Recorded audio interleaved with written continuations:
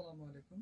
এখন আমরা দেখব হচ্ছে যে কোনো একটা স্ল্যাবে, অর্থাৎ ধরুন একটা স্ল্যাব, সেটা হচ্ছে এটা একটা স্ল্যাবে হচ্ছে এই অংশটা আছে হচ্ছে 10 ফিট, এবং এই অংশ এটা হচ্ছে 10 ফিট, 10 ফিট বাই 10 ফিট, অর্থাৎ 100 স্কোয়ার ফিট স্ল্যাব, যার থিকনেস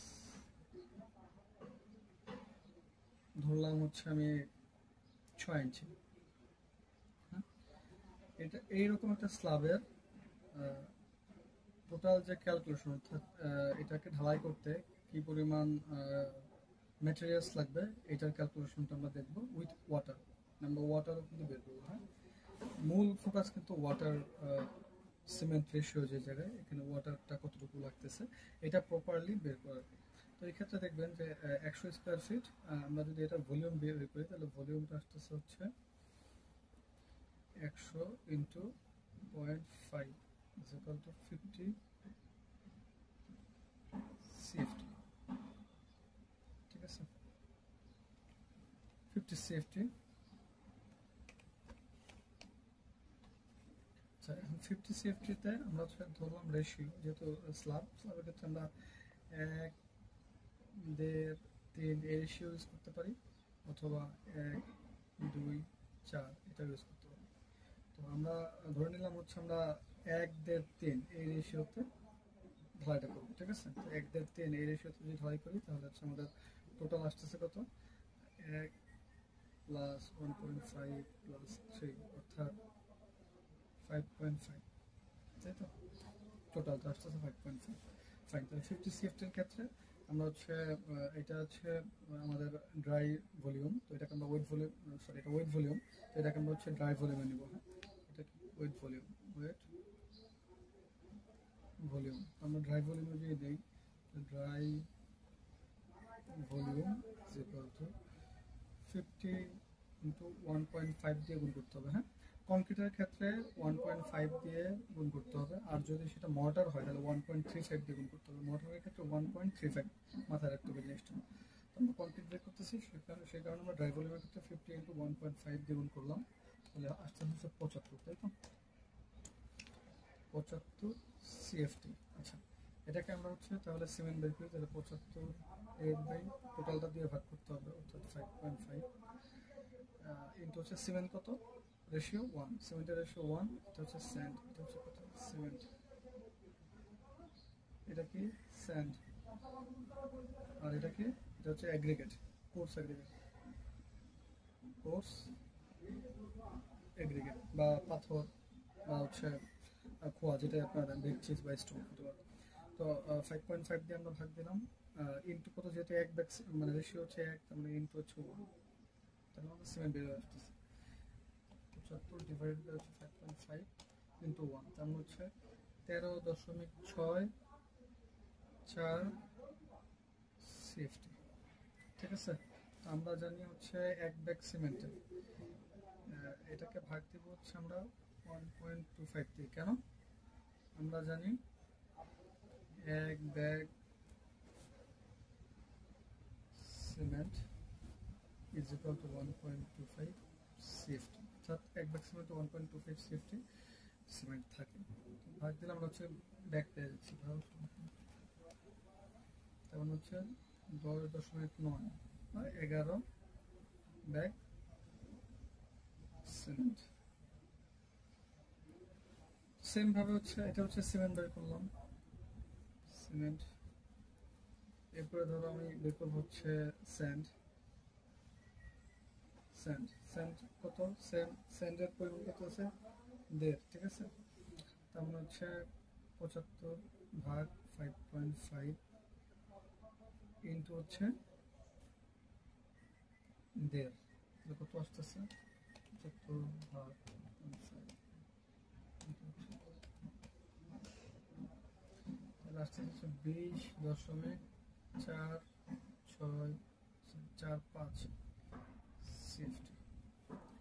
তো এইভাবে এটাকে ডাবল করে দিলে হচ্ছে আমরা কোর্স এগ্রিগেট পেয়ে যাচ্ছি, অথবা আমরা হচ্ছে অ্যাজ ইউজুয়াল নিয়মিত করবো কোর্স এগ্রিগেট অথবা কোর্স এগ্রিগেট অথবা স্টোন অথবা চিপস হোয়াট এভার, এটা ক্যালকুলেশন করব। এটা হচ্ছে আমাদের আছে কত আমরা জানি হচ্ছে এটা আছে রেশিও 3, হ্যাঁ। তো আমরা 75 ডিভাইড বাই হচ্ছে 5.5 টোটালটা ইন্টু হচ্ছে 3, এটা কত আসলো 75 ডিভাইড বাই হচ্ছে 5.5 40.9 সেফটি। Okay fine. তো আমরা হচ্ছে কি পেলাম, আমরা হচ্ছে স্যান্ড পেলাম, সিমেন্ট পেলাম, আর হচ্ছে কোর সেগ্রিগেটেড স্টোন বলো বা ব্রিকচিস বলো হোয়াটএভার পেয়ে গেলাম। তো এখন আমাদের ওয়াটার কি পরিমাণ লাগবে, এটার জন্য আমাদের লাগবে কি ওয়াটার বের করার ক্ষেত্রে অবশ্যই আমাদের স্যান্ড এবং হচ্ছে স্টোন এটার কিন্তু কি বলে ডেনসিটি অবশ্যই লাগবে, এবং হচ্ছে সিমেন্ট এর কিন্তু ডেনসিটি আমাদের জানতে হবে, ঠিক আছে। তো চলো আমরা ডেনসিটিটাকে দেখি। সিমেন্টের ডেনসিটি হচ্ছে 1 metre cube is equal to 1440 KG. Okay, স্যান্ডের ক্ষেত্রে 1 metre cube is equal to 1920 KG. আর স্টোনের ক্ষেত্রে 1 metre cube is equal two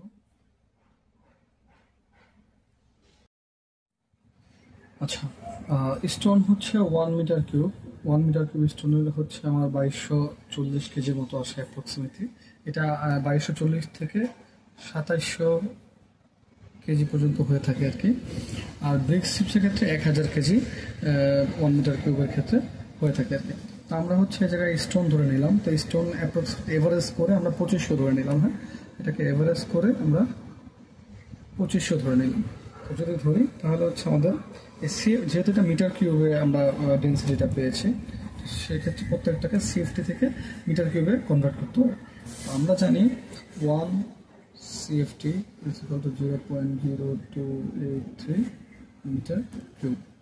তার মানে প্রত্যেকটা যে সিএফটি পেয়েছি আমরা সেটাকে, যেমন সিমেন্টের ক্ষেত্রে এটা 13.64, স্যান্ডের ক্ষেত্রে হচ্ছে 2.45 এবং হচ্ছে স্টোনের ক্ষেত্রে 40.9 সিএফটি পেয়েছি। তো সিএফটিগুলোকে আমরা হচ্ছে মিটার কিউবে কনভার্ট করে নেব। অর্থাৎ সিমেন্টের ক্ষেত্রে হচ্ছে আমাদের আসতেছে 13.64 কিন্তু হচ্ছে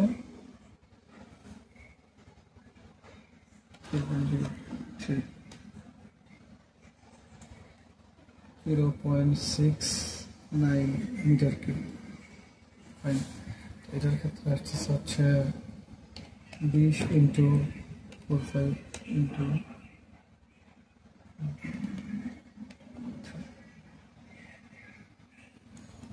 2.45 ইন্টু 0.0283, যেহেতু এক সিএফটি সমান 0.0283 মিটার কিউব, আমাদের আসতেছে হচ্ছে 0.58 মিটার কিউব।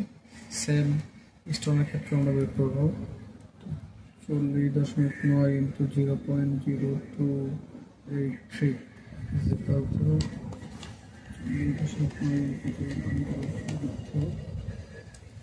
1.1516 মিটার, ঠিক আছে। তো এটা যদি হয় তাহলে আমরা হচ্ছে ইজিলি কেজি বের করতে পারতেছি, ঠিক আছে। তো আমাদের দেখো সিমেন্টের ক্ষেত্রে হচ্ছে ডেন্সিটি কত 1440, এত মিটার কিউব ইন্টু হচ্ছে 1440 ইজ ইকুয়াল টু 0.39 ইন্টু 1440।